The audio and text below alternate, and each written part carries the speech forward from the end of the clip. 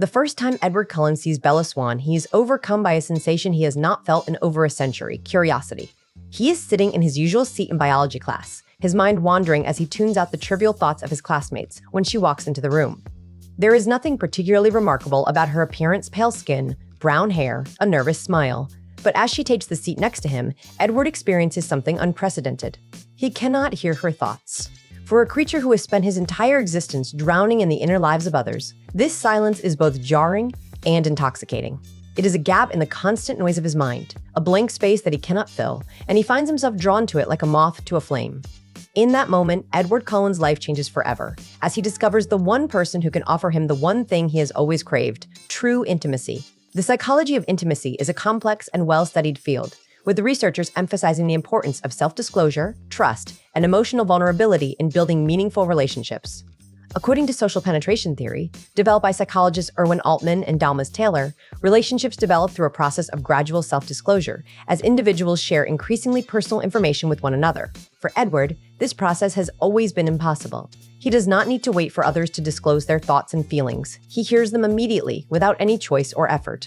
This has left him unable to experience the gradual unfolding of intimacy, the slow building of trust that comes from learning about someone over time. He knows everything about people from the moment he meets them, and this knowledge is a barrier to true connection. As the psychologist Kristen Neff notes, true empathy requires not just understanding another person's feelings, but also respecting their boundaries and allowing them to share at their own pace. Edward's gift violates this fundamental principle of intimacy, leaving him isolated and alone. Bella's unreadable mind changes everything. For the first time in his life, Edward is forced to engage with someone as a separate, autonomous individual.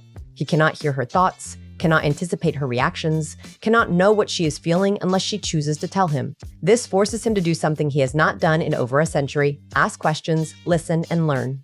He finds himself fascinated by her, not just because of the silence in his mind, but because of the person she reveals herself to be. He learns that she is kind, brave, and selfless, that she sees the good in people even when they cannot see it themselves. He learns that she is not afraid of him, even when she discovers his true nature. And as he learns these things, he begins to experience the gradual building of intimacy that he has always been denied. This is the paradox of Edward and Bella's relationship. The very thing that makes Edward different from everyone else is the thing that allows him to connect with her on a deeper level than he ever thought possible. Research on the daisy and uncertainty in intimate relationships helps to explain Edward's intense attraction to Bella. According to the uncertainty reduction theory, developed by Charles Berger and Richard Calabrese, individuals are motivated to reduce uncertainty about others in order to feel more comfortable and secure in their relationships. For Edward, uncertainty has always been a foreign concept. He knows exactly what people are thinking and feeling, so there is no uncertainty to reduce. This lack of uncertainty has left him feeling empty and unfulfilled, as there is no mystery to uncover, no challenge to overcome. Bella's unreadable mind introduces uncertainty into his life, and this uncertainty motivates him to pursue her, to learn everything he can about her. As the psychologist Arthur Aaron notes, novel experiences and shared challenges are key to building emotional connection, and Edward's pursuit of Bella is filled with both.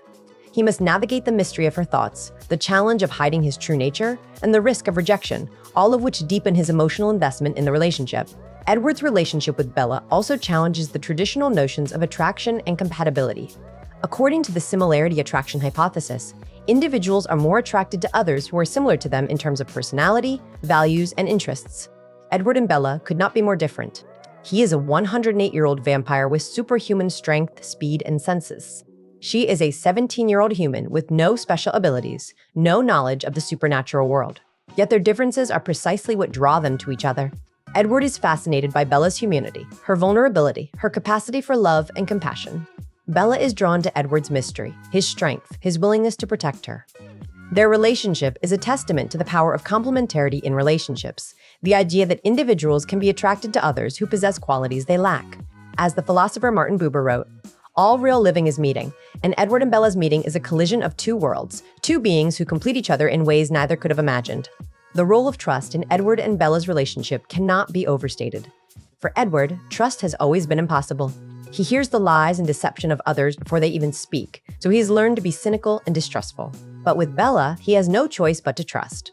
He cannot verify her thoughts or intentions, so he must take her at her word.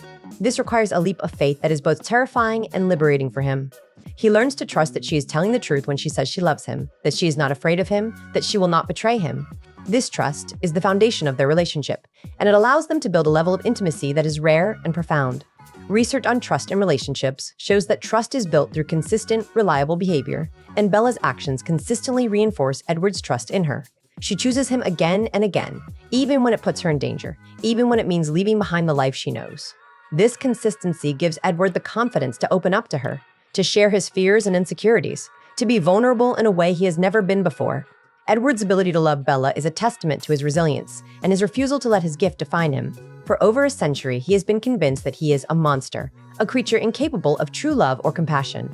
But Bella's love shows him that he is more than his curse, that he is capable of deep, abiding love. As the psychologist Abraham Maslow noted in his hierarchy of needs, love and belongingness are fundamental human needs, and Edward's relationship with Bella fulfills this need in a way that nothing else ever has. He no longer feels like an outsider, like a stranger in his own skin. He feels seen, understood, and loved for who he truly is. This love transforms him, giving him the courage to face his fears, to embrace his humanity, and to fight for the life he wants. The philosophical implications of Edward and Bella's relationship are profound. The philosopher Simone de Beauvoir wrote that, "Love is a reciprocal relation," meaning that love requires both giving and receiving, both seeing and being seen. Edward and Bella's relationship embodies this reciprocity. Edward sees Bella for who she truly is, beyond her physical appearance or her status as a human. He sees her kindness, her bravery, her selflessness, and he loves her for it. Bella sees Edward for who he truly is, beyond his vampire nature or his superhuman abilities. She sees his pain, his loneliness, his capacity for love, and she loves him for it. Their love is not based on illusion or fantasy.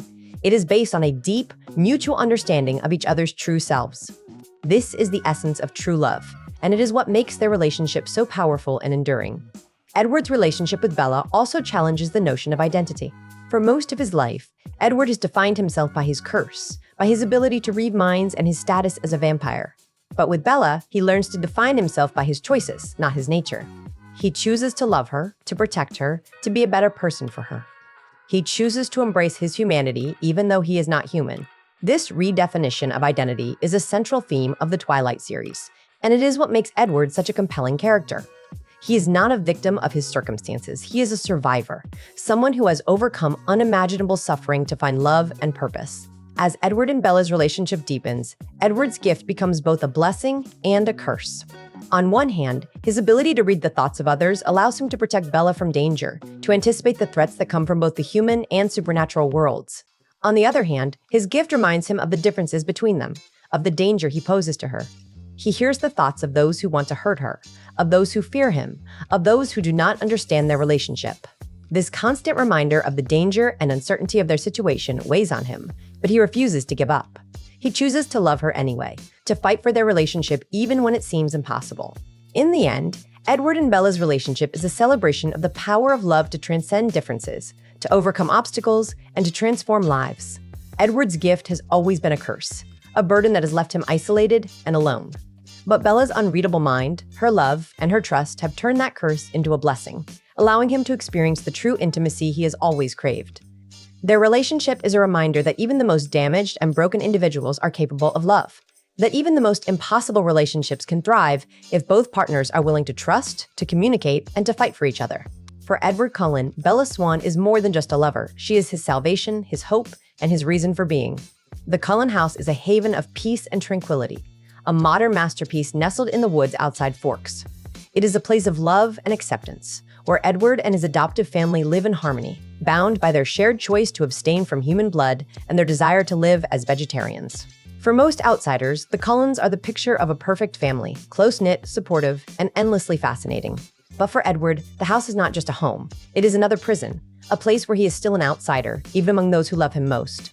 He is surrounded by family, yet he is alone, his burden too great to share, his pain too deep to explain. This is the cruel irony of Edward's existence. He is a vampire, a creature of the night, yet he feels more alienated from his own kind than he does from humans. The concept of otherness is a central theme in vampire literature, with most vampire characters portrayed as outsiders, separate from both human and supernatural societies. In Anne Rice's Vampire Chronicles, Louis de Pointe-du-Lac describes himself as a creature of darkness, forever condemned to walk alone, a sentiment that resonates deeply with Edward. But while Louis's isolation stems from his guilt and his refusal to embrace his vampire nature, Edward's isolation is rooted in his gift. His ability to read minds sets him apart from other vampires who cannot comprehend the constant mental intrusion he endures. Even within the Cullen clan, each member has their own gift, but none share the burden of Edward's ability. This makes him unique, but it also makes him alone. Carlisle Cullen, the patriarch of the family, is Edward's closest confidant and mentor. He is a wise and compassionate vampire with centuries of experience navigating the complexities of human and supernatural life. He understands Edward's pain better than anyone, but he cannot fully comprehend it. Carlisle's gift is his ability to resist human blood, a moral strength that comes from his deep faith and his commitment to doing good. He has chosen to embrace his humanity, to use his vampire abilities to heal others rather than harm them. But Carlisle does not have to hear the thoughts of those he heals, does not have to carry their pain and suffering in his mind. He can choose to empathize, to connect, but he can also choose to step back, to protect his own mental health. Edward has no such choice. His empathy is forced upon him, his connection to others involuntary. This fundamental difference means that even Carlisle, for all his wisdom and compassion, cannot fully understand Edward's burden. Esme Cullen, Edward's adoptive mother, is a source of endless love and support. She is kind, nurturing, and endlessly patient, with a heart that is far more human than most humans. She loves Edward unconditionally, accepting him for who he is, flaws and all. But Esme's gift is her ability to love deeply, to create a home filled with warmth and acceptance. She does not have to hear the thoughts of her family members, does not have to know their deepest fears and insecurities. She takes them at their word, trusting that they will share their pain with her when they are ready. Edward cannot do the same. He hears their thoughts whether he wants to or not, knows their fears before they express them, their insecurities before they admit them. This knowledge creates a barrier between him and Esme, a distance that even her love cannot fully bridge. He cannot be vulnerable with her in the same way that the other Cullens can, because he knows that she already knows his pain, and he resents the loss of control that comes with that knowledge. Emmett and Rosalie Hale are the most outwardly normal members of the Cullen clan. Emmett is strong, cheerful, and endlessly optimistic, with a gift for finding joy in even the darkest moments. Rosalie is beautiful, proud, and fiercely protective of her family, with a gift for empathy that allows her to connect with others on an emotional level. But neither Emmett nor Rosalie can comprehend Edward's struggle. Emmett's mind is simple and straightforward, filled with thoughts of sports, food, and good times.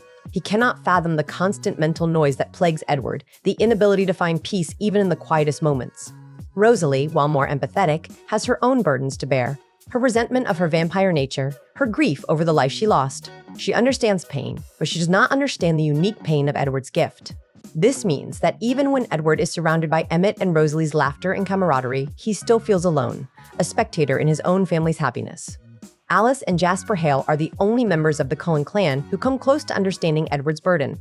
Alice has the gift of precognition, the ability to see the future based on the choices people make.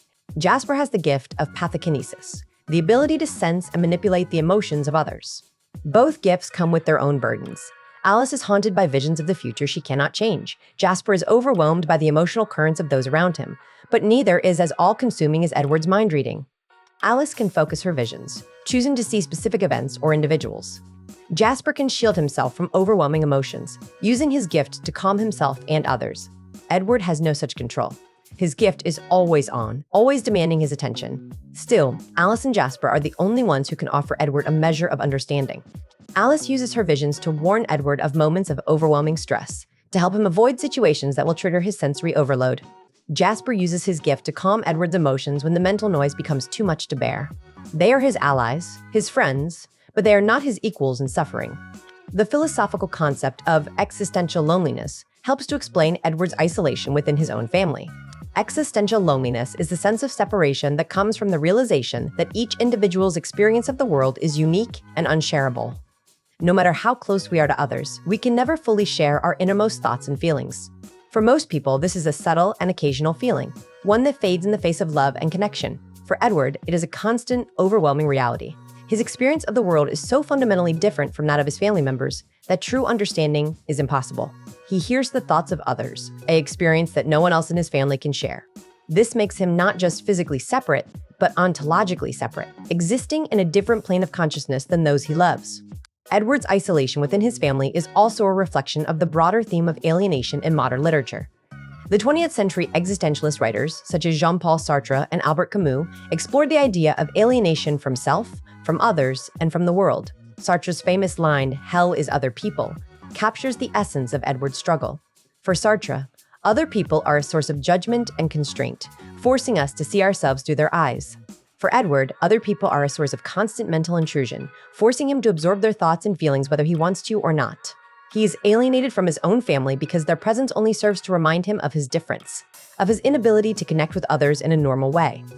Despite his isolation, Edward remains fiercely loyal to his family. He loves them deeply, and he is grateful for their love and support. He knows that they are the only people in the world who can accept him for who he is, who can see beyond his vampire nature and his gift.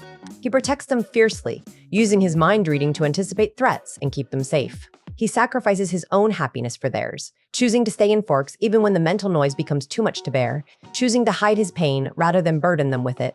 This loyalty is a testament to Edward's character, to his capacity for love and selflessness. It is also a reflection of the importance of family in the Twilight series, a theme that resonates deeply with readers around the world. Edward's isolation within his family also serves to highlight the uniqueness of his relationship with Bella. While his family loves him, they cannot fully understand him. Bella, on the other hand, cannot hear his thoughts, but she understands him in a way that no one else can. She sees his pain, his loneliness, his capacity for love, and she accepts him for who he is. She does not judge him for his gift or his vampire nature. She loves him despite them. This understanding is what makes their relationship so powerful, so transformative. For Edward, Bella is not just a lover. She is the first person in over a century who can truly see him, who can connect with him on a level that transcends his gift. As the years pass, Edward's isolation within his family begins to fade, if only slightly. He learns to communicate his pain more openly, to allow his family to support him in ways they never could before. He learns to accept their love without resentment, to recognize that their inability to understand his burden is not a failure of love, but a reflection of their own limitations. He also learns to find joy in the moments of connection he shares with his family, to savor the laughter, the warmth, and the sense of belonging that comes from being part of a clan. These moments are fleeting, but they are precious, a reminder that even in the depths of isolation, love and connection are possible. In the end, Edward's isolation within his own family is a reminder of the universal human experience of loneliness. We are all alone in our own minds, all separated by the unbridgeable gap between our inner lives and the outer world. Edward's burden is extreme, but his struggle is relatable. We all crave connection, all want to be understood, all fear the isolation that comes from being different. Edward's story is a testament to the power of love to bridge that gap, to transcend our differences, and to remind us that we are never truly alone if we have someone who loves us for who we are. For Edward Cullen, that someone is Bella Swan, but his family's love and support are also a vital part of his journey towards acceptance and peace.